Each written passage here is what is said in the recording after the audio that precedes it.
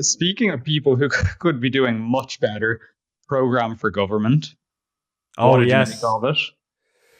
I don't know if people saw. I posted this on my X feed. The fact that there are these things, which I'm sure you're familiar with, word clouds, where you basically put in a body of text into this sort of device online, and it'll show you a whole lot of words from the text uh, of different sizes to show you their prominence. So, for example, if we were to put in the text of Moby Dick, it would probably have words like whale, captain, ship, that sort of thing. And those are the recurring themes that come up most. And so at a I, glance, that was a poor example to use for a word cloud because the immediate image that came to mind is this big word cloud with just dick across the floor. yeah, I probably could have chosen better now. My apologies, but you know, it would sort of so at a glance, it allows you to tell what a body of text is about, more or less, in a nutshell. And so, out of curiosity, as an experiment, I put in the 2020 program for government with the Greens, and then I put in the newest program for government, and I compared them. And it's really interesting because the old one has words like LGBTI, diversity, inclusion, all the kind of woke buzzwords. The new one has none of that. It's all grants and communities and continuation and sort of more generic government phraseology. And so I think what's significant and interesting about that from the perspective of ourselves and Gript viewers is that it shows there's a big change in, at the very least, language, and that I think the government are still going to pursue woke policies in many areas, and the content of the document is still quite woke, but they're embarrassed about it, and they're at least going to try and hide it a little bit because they've realized there's no market for this stuff, which I think is culturally significant. Well, I'll tell you which piece of language I could do with seeing less of in the document, which you pointed out in the article, is myth and disinformation. You mentioned that was one of the key themes in the document because I haven't read the whole thing yet. You went through it for this exercise, of course. And you mentioned that it was mentioned like myths and disinformation were mentioned 9 times. There's an extensive focus on what a threat it is and all of this. It's like I can't remember off the top of my head when those concepts came into the public square, but I'm so tired of them. It's like, can we just get back to calling like disinformation lying? And whether that's, actors on social media and the public square who are engaging with it, or our politicians, because as there have been some pretty prominent examples over the past year, there's been some pretty egregious, if you're going to be charitable, misinformation out of government, particularly coming up to the 2 referendums last March. But some might reasonably say disinformation, aka lying. But I found that the extensive presence of that in the program for government, as you say, I think that they've had to take some steps back in terms of at least how they're presenting themselves and their priorities. But I think that it's sort of a strategic retreat rather than this wholesale collapse and falling back in on themselves into ideological reflection. I think that they're sort of, particularly with Trump coming into the White House over in the US and Europe a bit more of a storm over in the East, they're trying to figure out the lay of the land before they can assert these priorities again. And the way to do that is by focusing on things like misinformation, disinformation, not allowing unfavorable ideologies to gain a foothold in Ireland. So I'll be a lot happier when I see that sort of thing leave the program for government. Yeah, I mean, like as you've said, and like it's one of those situations where it's like, don't make me tap the sign because I'm going to keep saying this until I'm blue in the face, and I don't care. Disinformation, as you say, just means lies. When you look up the dictionary definition of it, it means false information which is spread with an intent to deceive. Yeah, Poindexter, that's called a lie, okay? We don't need the techno babble. We've had this concept in our minds for quite some time. So when you talk about, and the reason they do this, of course, the reason they have to couch it in this kind of goofy language is because if politicians were to come out and say, we are regulating lying, we would all immediately realize how preposterous that sounds and laugh in their face. That'd be like Jimmy Savile saying he wants to be regulating schools and Yeah. preschools. It becomes a lot more dicey all of a sudden when you frame it like that. So they know that, and they realize that it's bad optics, so they frame it in this stupid language, and I don't think we should let them away with it, frankly. But it also says to me that they haven't learned their lesson on hate speech, because the whole reason they had to drop hate speech was the idea of politicians regulating people's speech online was so contentious that they just couldn't get it over the line, and they dropped it. In fact, hate speech laws do not feature in this program for government. They've totally abandoned that idea, and it's out the window, except they've subbed it out now for disinformation, which is just the same thing by another name. It's more speech regulation. They haven't gotten the message. Another element of this, and this is like part of this, well, a lot of this discussion would have to be another topic, which we're not going to get into now, but part of the problem for us in Ireland is being tethered into the EU, which is absolutely obsessed with hate speech. I mean, as I said, I literally put up a very short article yesterday evening that I didn't get much coverage elsewhere, that they got all the tech companies, as I said a minute ago, to sign on to this code of conduct regarding illegal hate speech. And how is it that the tech commissioner put it? Illegal hate online and offline. It's like there is so much in that little statement. Illegal hate, because all of the EU member states have different legislation regarding this, and generally they defer to that in terms of how it's implemented at a national level. But it's like illegal hate. It's like, okay, in the Irish context, what is that? Online and offline. Okay, those are two very different things. It's like online, you can't physically hurt anyone online. There's a whole load of tiers with this. So there's a sense in which even if we wanted to pull away from it a little bit in Ireland, which unfortunately I don't think we do at the moment, you've still got the EU, which we're right at the heart of, in a sense, very eager with all of this and very eager to keep pushing legislation that in a sense we're bound to. So we have a lot harder time, I suppose. You know, I know people over in the US were delighted by Trump signing executive orders, and we'll see what comes of those, regarding sort of protecting speech again and defending free speech from government incursion and things like this. It's a harder game we have to play over here in order to protect the right to reasonable free expression.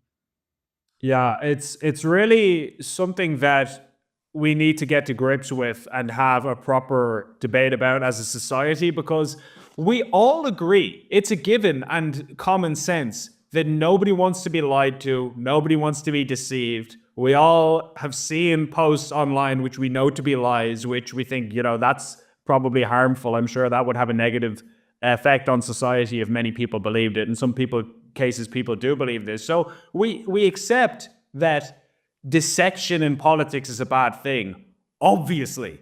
What we don't accept is that you guys are the right ones to manage and regulate that. That's the problem I'm having, is not the concept that we should have more honesty in politics and that lies are bad. I think I figured that out around preschool. It's the fact that you are engaging in this power grab despite being the people that I would trust least with this power. And that's why things like the community note system on X, for example, is much less offensive to me, even though it is a kind of fact-checking. It's kind of adjacent to all of this stuff that we're talking about, but it's based on the opinions of ordinary people who are all coming together and forming a kind of a consensus despite having different political philosophies. Because I don't know if people know how the fact-checking system works on X with the community notes.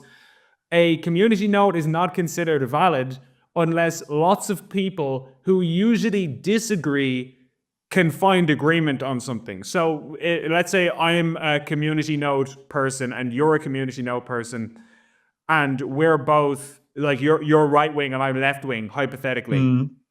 We're obviously going to come to very different conclusions about things. We have radically different pictures of how the world works.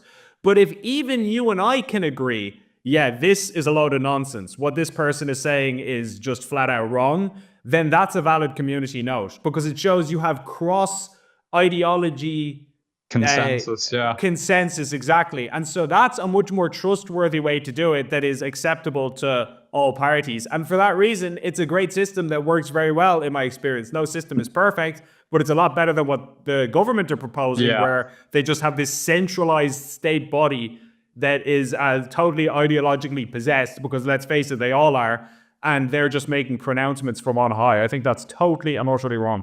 Yeah, and as you say, there remains, despite it being a somewhat toned down program for government, there remains evidence of that. I mean, before this, I noted down there is mention of identity quotas when it comes to politics.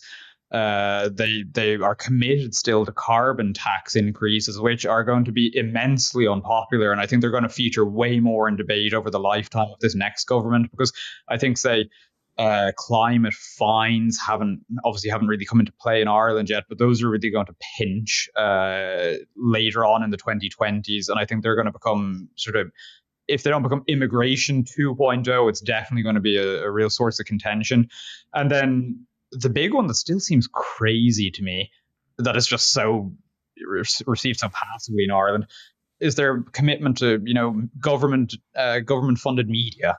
It's like, we commit to funding RTE so that people can still have trusted public service broadcasting, and it's like, okay, maybe once you get above 60, the trust soars in RTE, but it's like below that, trust is gone. No one wants RTE to be receiving this money, but they're like, don't worry, we're going to keep giving it to you anyway.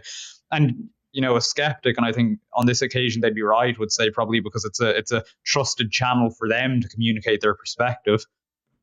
Yeah, I mean, RTA is the idea that you would have a state funded media outlet is really an archaic concept. I'm not one of these guys, nor are you, who thinks that just because something is old, it's necessarily bad. But this is one of the few cases where we can legitimately say the reason that state broadcasters were a thing was because when these mediums were brand new, people hadn't really figured out the model, how you would have a sustainable business around that. It was kind of cutting edge technology. And so they said, we're going to need a state broadcaster that's guaranteed money. And then eventually people figured out stuff like advertising and the various revenue streams that come with media. Now all of that is obsolete. We don't need a state funded outlet. And so it's just a pointless entity that serves no real function other than to promote the official narrative of the government. And so I think also, while we're on the topic of the program for government, it is worth mentioning that you see people like Jennifer Carroll McNeil, who, by the way, I like Jennifer personally. I think she's a nice person. She's always been friendly to me when I run into her, so I'm not criticizing her as an individual. But she is a Fine Gael TD. She's from the much more progressive wing of that party. She's just after removing her gender pronouns from her social media bio. It used to be, Jennifer Carroll McNeil, I think she's Dún Laoghaire, TD for Dún Laoghaire, she, her. The she, her is now gone. I think that sort of should indicate to you that the government has realized they can't defend this stuff. And the reason that's significant and worth talking about is because before the outgoing government was Fine Gael, Fianna Fáil, and the Greens. So they kind of had a scapegoat to put all of the woke stuff on, where they could say, look, you guys know that we in Fine Gael and Fianna Fáil, we're much more sensible. These green lunatics just made us do it, and we were basically just tied to them, and so we had to go along with their madness. They don't have that excuse anymore. It's just them and a couple of independents, and I don't think Michael Healy-Rae is going to be demanding transgender bathroom stalls at schools. So if any of this stuff comes, I assume not. But what that means is that over the next couple of years, any woke stuff we do see is 100% the fault of Fine Gael and Fianna Fáil. They have nowhere to hide. There's no exonerating themselves by pushing it off on a third wheel. We know where it came from, and so the electorate will have to decide how they feel about that effectively. There's no Rodrigo Gorman-shaped shadow looming over the cabinet on this occasion. But it is very interesting, and I think that the next 5 years are going to be a real. I think that the government is going to be using this to gauge which way the winds are blowing internationally, because, as you say, the most ideological component of the government is gone now. You've got the much more centrist regional independents coming in. And I think that, as we've stated, while there's still a lot of cause for concern about a lot of the things in the program for government over the next couple of years, and a lot of things that'll continue to make life difficult for the average person. I think and make life easier for us as people who have to talk about the news for a living. But that's exactly. neither here nor there. Gript's death toll is going to come the day that a completely sensible government comes in and they're just doing things that we just agree with constantly. It's like, I don't know. Yeah, what do they decide to do today? Pump money into families and having children and things like that. It would be like, can't fault them. If ever it comes to the point where we're on the precipice of having a really like sensible conservative government, I'd almost be tempted to vote for PBP or something just to try and like salvage my own career, because that is bad news. But I was just going to say that I think it's going to be super interesting. When was the next election is going to be 2029 or so. It'll be very interesting to see what the state of play is in Europe and the US, because I think that'll be we're going to be getting into some Q&A later, and we'll be getting into some talk about the chances of, say, right-wing parties in Ireland and things. I do think that I think that Ireland should, be playing its own game, and we should be focused on our own future and everything. But we are also inextricably, for better or worse, part of this international community, especially given so much of our economy is propped up by the US, by trade with Britain and with Europe and things. So I think that we're in the most centrist place we've been in for the past probably for the past decade, certainly. And now is probably a time to keep advancing a pretty common sense conservative position in the public square.